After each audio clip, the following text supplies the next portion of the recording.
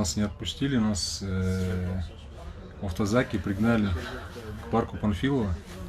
Здесь сидим, сейчас требуют наши документы, паспорт, паспортные данные. Вот, сидим.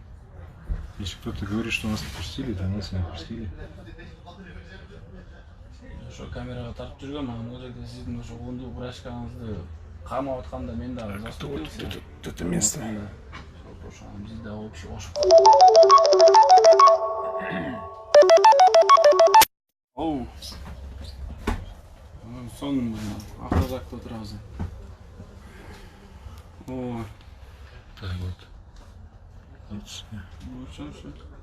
билем, ты Парк Панфилова. жөн эле мирный митингдер чогулуп атабыз да. Баткендиктерди колдойлу деп. Ошо камерага тартып турсак эле үчкө салып алып кетип атат. Нормально ой берет да, ушинтип кармап туруп.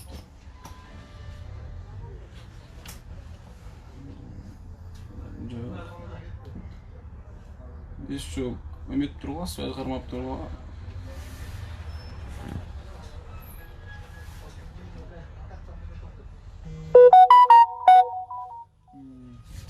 Нас задержали на основании того, что митинг якобы был не согласован, как я понял. Но опять-таки, по Конституции мы имеем право митинговать. Тогда посчитаем нужно. Просто уведомление делается для того, чтобы власть организовала порядок, охрану какую-то. В данной ситуации времени ждать не было, поэтому мы вышли сегодня. И вчера один из активистов у себя на странице, в том числе и я, мы писали, что выйдем на митинг. И это было своего рода предупреждение. Да. Поэтому они могли все подготовить и как для митинга положено. Ну, честно говоря, милиции было, конечно, раза в 3-4 больше, чем митингующих.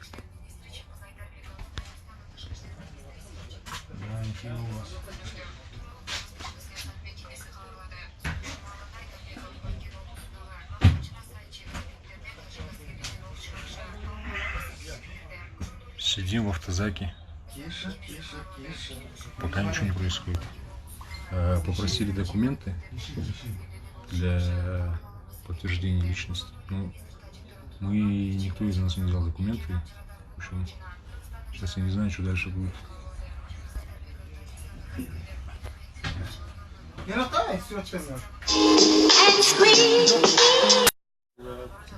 Хорошо. Паспортun geldi hazır sen Az geldi, alып келет. Yakara geldi pasportun. Алып келгенден кийин кое береби бизди? Жоқ, не кыласыздар сиздер? Ya. Ал, не кыласыздар? Саламатчылык. Эмнени текшерип? Мен текшерип, кандай эмне кыласыз? Seni tekşermeydi. Sen resmesine ustanaydı dedi. Не кыласыз? Биздики кандай болду? Ичинде эле айтылган, Eşmazsın bile taşmazsın bunu. электrik туугандар чогулуп. Прямой эфирдесиң бе? Предупреждение бар болчу, уруксат бар болчу, митингдин. Анан келип ошо баткендиктерди колдоого гана көрсөтүп койгон дегенбиз. Биз видеого тартып турганбыз. Мен да бир нече бала, кулундудан болгон балдар. Ошо бизди күчкө салып, мени жана дагы бир баланы пакка теуп, милиция кызматкери күч менен автозакка алып келип салып койду да. Автозагы Ошондой негизсиз. негизсиз да. Кармоо негизсиз, күчкө салуу, анан кийин. А кандай название? Для перевозки? Мы же Пакка ездим. тепкен эң трайбес нерсе, ошол нерсеге мен. Для сотрудников, да? Для сотрудников. Мы сидим не в автозаке, а в автобусе для сотрудников. Жок, 4-5 кишини. Люксовые условия у нас. Урбат. Вот там. Жок, баягы 50 шакта адам Жақсы бар. нәрселерді көтересің өзі. Бирок биз видеого тартып атканбыз да. Facebook'tan постоянно okuyayım seni. Бизге белгисиз эмне үчүн. Камера чандар болчу бардыр.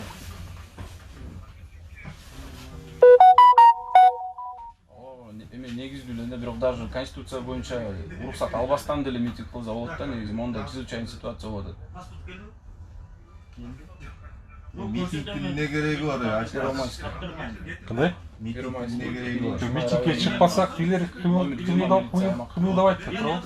Самый неме, мысалы мен даярмын да, Баткенге жібермеймін. Мен деле даярмын. Жібермейді. Мен деле даярмын. Кеттік анда чоғы Баткенге баралды. Кетелі. Давай кетелі. Кеттік, Давай, кет. чоңларға айтып. Зачем мен енді чоң? Просто брат, Бізді да жұмыстан аларды қылып, алар ештеке неме айтпай.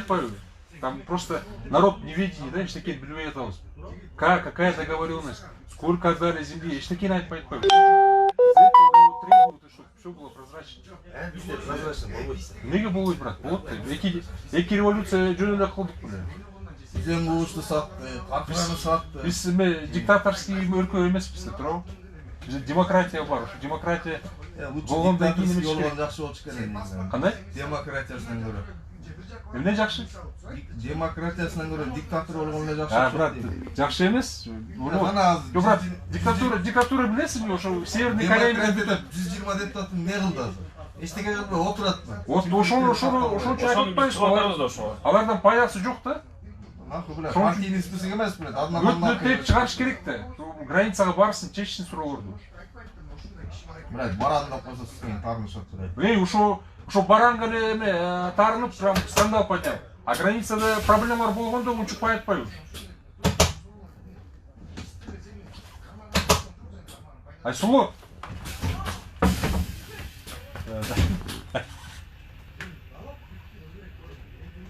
Ошон үчүн чыгып атабыз. А диктатура болсо, брат, Северный Корея менен бүтөт, Туркменистан менен бүтөт. Ошондо баарыбыз да эметет. Бизге өзү бир военный киши керек да, блядь, который уже все понимает. Жок, брат, военный кишиге. Жок, военный киши адекваттуу болсо келе берсин, не вопрос. Если экономиканы көтөрсө, Путиндей болгон, блядь, который все понимает. Просто эме демократия болгондо ошон үчүн эме порядок болуп атпайбы уж. Бирдемени кылбаса анда митингге чыгып аларды эме кыймылдап башталды. Мына брадан өзүңүз деле көрүп атасыз, байкап туруп жүрөткенсиз ошондой ситуациянычы. Ошо эмнеге жок деп издейм да. Эмнеге биз мисалы үчүн жумуштан кетип калабыз деп коркуп эле ошентип жумушка жабышып эле жатабыз. Бирок сиздер түшүнөм брадан, жаш балдарыңыздар бар, багыш керек аларды. Бирок караң кара деш керек да. Биз буякта пешкабызда. Байги башкача айтмакпыз. Биз ошо пешкабызда бардыгыбыз жүрө берсек ушинтип эметип атышпайбы, башкарып атпайбы, каалагандай кылып. Жок, кечишпей досум. Мен буякта общественный порядокты коргойм деп. Биз общественный порядокты бузган жокпуз. Бузду деп мен айткан жокмун, мен өз оюмду айтып атам. Силерге претензия жок. То, что Не, братан, у меня есть претензии. Как гражданин, буларды органда болбосун, баары айтып коюш керек да. Руководствосуна мынаке ким ошол жакта да, генерал-майор там ошолорго. Ушул нерсе новый чечим не то болот ап десеңиз. О. Эмне иш кыласың? Мен программистмин. Программист? Ооба. Давай для эксперимента бир жыл милицияда иштеп көрбөйсүңбү? Мен досторум иштеген. На своей шкуре почувствуй, что, где, как, что, почем. Братан, смело иштейм, братан. Анан бизди карабада, менти дейсиң. Хорошо. Просто брат, сен ошо милицияда иштегенде Кимди коргойсуздар? Макул болсо кимди коргойсуздар биринчи? Увольнять этет да. Биринчиси сизде элди коргоошуңуздар керек. Начальствонун угу эмес бул жердечи. Элди коргоо да, конституция боюнча элди коргоошуңуздар керек биринчи үчүн. Эгер начальство элди тепкиле десе, эмнеге тепкилеп атасыздар? Элди коргогондо кимди коргоп атабыз? Просто айкут эме. Мени пакка тепкилеп атат. Согласен. Бизде да 5 кол тең эмес. Жакшысы да бар, жаманы да бар. Я согласен. Не отрицаю. Ну зачем бир неме үчүн беле цех беле. Кимде паспортуңар бар? Паспортуна. Сүрөт бар. Болот, сүрөттү берип кой дагы. Анан эме? Азыр Сиздин атыңыз ким? Мен алмас. Мен милициянын. Мен азыр эме кыласыз. Если мына Пермайский акимият бар. Пермайский акимиятта бүт баары чогулуп азыр пресс-конференция болот. Сиз да ошол жака барып кошулсаңыз. Без проблем. Всё, болду. Проблема жок. О, проблема жок.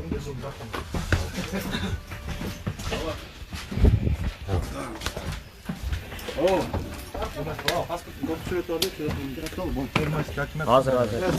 Siz kodunuz. Siz kodsunuz. Menki. Чыкпай турайм. Жок, паспортуңуз келди? Жок, мына азыр эме. Всё хорошо, турдум.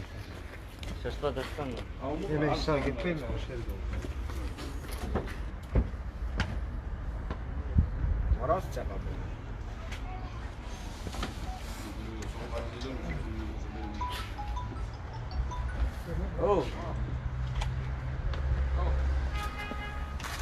Менен. Сен не қылма, тақта. Первомайский акимат барсаңыз, зал. Что, там есть паспорт? Иә, бергенмін. Кімге бердік? Мың паспорттары? Жоқ, мұны паспортты келсін, болды, паспорт қайда барып сіздерге қосылып отырып едіңіз. Сейчас. Бұл берді, Бұл бош. сен кел. Тартпаң, мына мен. Мұндай да, жігіт. Жігіт.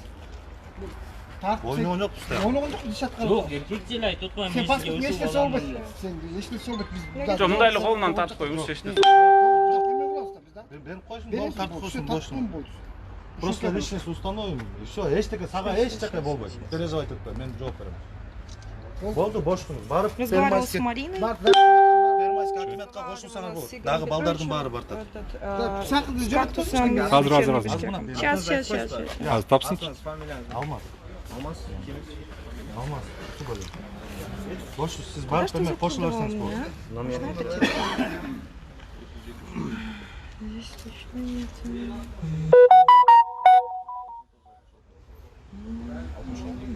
Тексеріп береміз так. Так, ладно, здесь нет. Сиздікилер қалды да. Ничего, сейчас найдем. Короче, вечерний бишкек. И кактус. Так.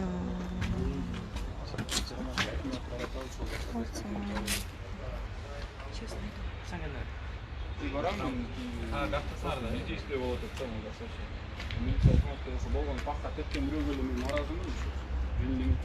Папин есть, может. Папин записать. А, нет, это не то. Паспорт сам был мог уже.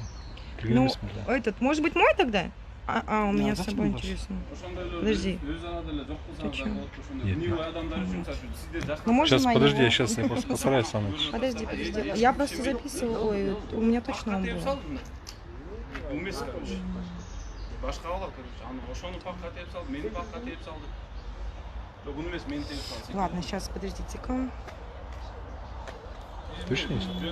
Он должен быть, да. Подождите, вы когда смотрите, у меня вообще... Сейчас буду паспорт предоставлю сотрудникам. Вот и он, после есть. этого. Все, есть? Да, есть. Все.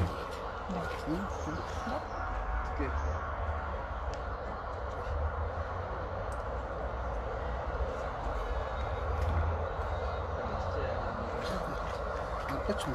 Интересно. Ой. Ты можешь нас вместе сфотографировать. Ага, спасибо, до свидания. Где це було? Все, сейчас нужно на пресс-конференцию ехать, да? Нет, сейчас, короче, перед администрацией, Первомайским акимиатом. В смысле, Да. они разрешают, все нормально? Или... Сейчас митинг возле Первомайского акимиата будет. Я позвонила кактусу. Они 24 Добро. KG уже приехали.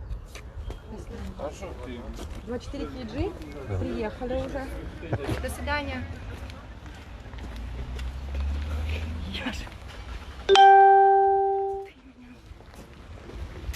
спасибо, что вызвали меня. Когда мужики вот сидят заперты, женщины спасают. Да? Нет, ну я распереживалась, я не поняла, когда вы сказали.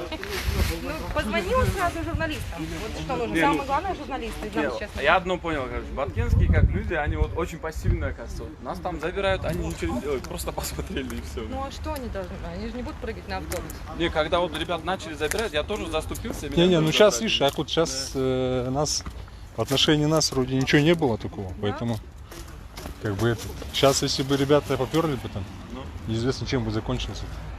Ну, Поэтому возможно, все, да, куда да, Рашибур, да. нормально все. Главное, И есть это- резонанс, теперь, я думаю, депутаты зашевелятся, правительство Не, вот зашевелится. У нас вот в мирное время все вот хотят быть у власти, да? Вот как только ЧП начинается, никого нету. Вот все молчок, да? Тишку поймали, все.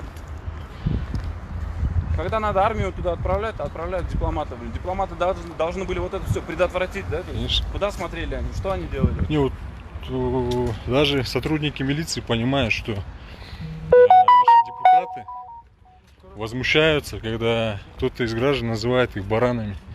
Но они в очередной раз доказали, что они бараны своим отношением к действительно важным событиям. Когда вопросы касаются территориальной целостности, ни один депутат не выступил, все молчат. Нам такой парламент точно не нужен. Это абсолютно бестолковые, бесполезные люди, которые в самый разгар напряженных, очень тревожных событий в стране все поехали на игры кочевников. Я не знаю. Надо что-то срочно менять, потому что эти люди точно ни к чему хорошему не приведут Кыргызстан. Если сегодня молчать, то завтра мы уже выйдем не на митинг, а в горячую точку все поедем. Поэтому пока все в мирном русле, надо это все решить, дать пинка под зад этим бесполезным депутатам. В общем, если сейчас не выходить и не заставлять власть имущих делать что-то, то потом это все очень печально закончится. Поэтому давайте, призываю всех кыргызстанцев не оставаться в стороне от проблем, не думать, что нас это не касается, коснется в конечном счете всех. Всем будет плохо. Пока. Первомайская администрация, Акимят. Там, наверное, собираются. Ага, поэтому, ребята,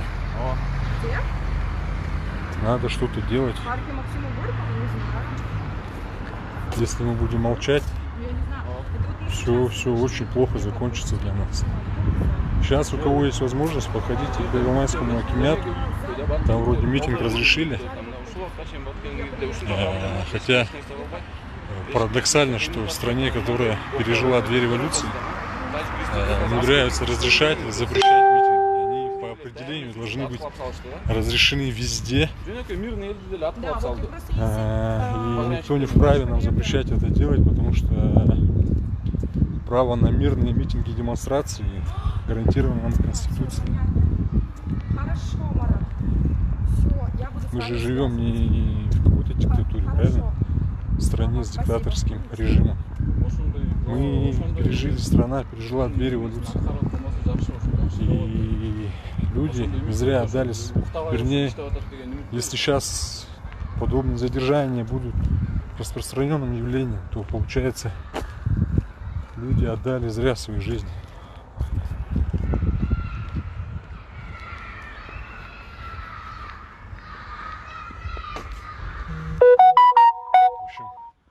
У кого есть возможность, подходите к Первомайскому Акимяту.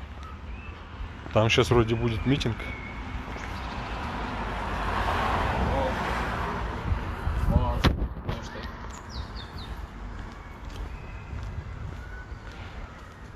Согласовано, поэтому не бойтесь, что задержат. Если кто-то испугался задержаний и отсидки там получаса-часа в автозаке, или, как сказал сотрудник милиции, машина для перевозки милиционеров,